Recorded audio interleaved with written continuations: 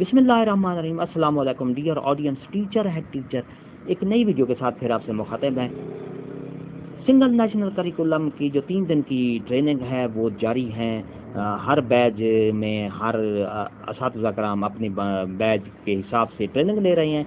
ट्रेनिंग मुकम्मल करने के बाद LMS कोर्स करना पड़ता है उसी ग्रुप का, उसी मजमून का जो उस ग्रुप में है। फ़र्ज़ किया जनरल नॉलेज है ग्रुप है, साइंस ग्रुप है, आर्ट्स ग्रुप है।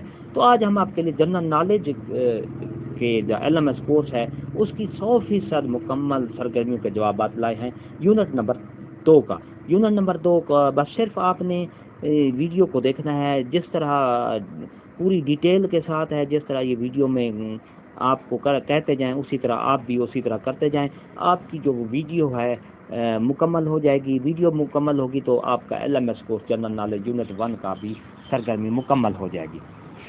इसी तरह आपने मुकम्मल करना है यूनिट नंबर 1, 2, 3। मेरी जो वीडियोस पड़ी हैं यूनिट नंबर 1 से लेकर 6 तक, ये डिस्क्रिप्शन में मैंने डिस्क्रिप्शन में उसके लिंक दे दिए हैं। वहाँ से आप अपनी जो मुतलका यूनिट है उसको क्लिक करके आप वीडियोस को देखकर LMS कोर्स मुकम्मल कर सकते हैं। तो चलते हैं डिटेल की तरफ।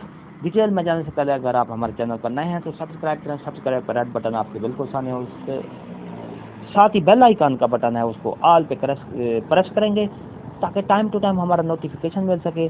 चलते हैं डिटेल की तरफ।